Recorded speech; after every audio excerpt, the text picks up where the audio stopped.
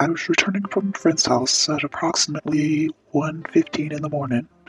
It was July 4th, 1985. I was driving down South Ritchie in Houston, Texas, going west, and I stopped for a light at Queens Road. I noticed a white car pull up beside me. I thought it was an off-duty police car. I noticed the car was following me home. I pulled into a parking lot of the apartment complex where I live, and the car pulled in behind me, blocking me in.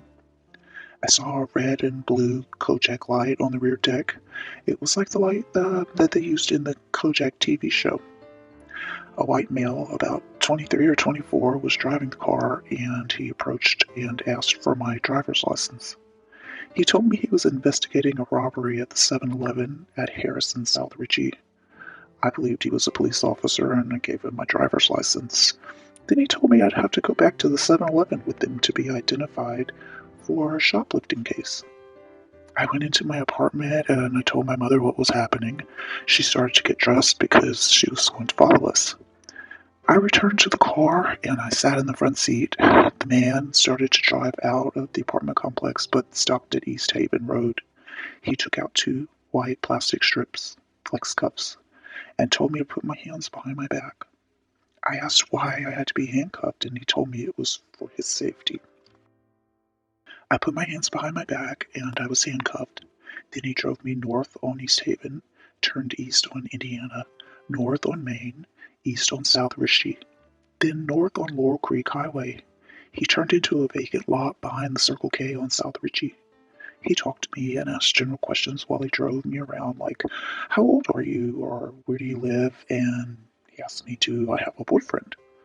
I had no idea that he wasn't a police officer until he pulled in that vacant lot behind the Circle K and turned the ignition off and slid over and started kissing me. He told me to relax, but I told him it was hard to relax while my hands were getting numb from the flex cuffs, so he reached for some small cutters and he removed the flex cuffs. Then he started to unbutton my top, remove my bra, and started rubbing my pants leg. He told me that my pants would have to come off, and I told him that his pants would also have to come off. He said okay, but only after yours. So I took my pants off, and he also got undressed, and he had sex with me. We were only in that vacant lot for about 5 minutes. He told me, he was just venting frustration at my expense. I asked him, what do you do for a living? And he said, believe it or not, what'd you see? I asked him his name, and he told me it was Daryl.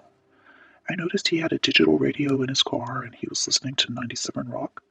I also noticed the car had a police radio mounted to the center hump on the floorboard.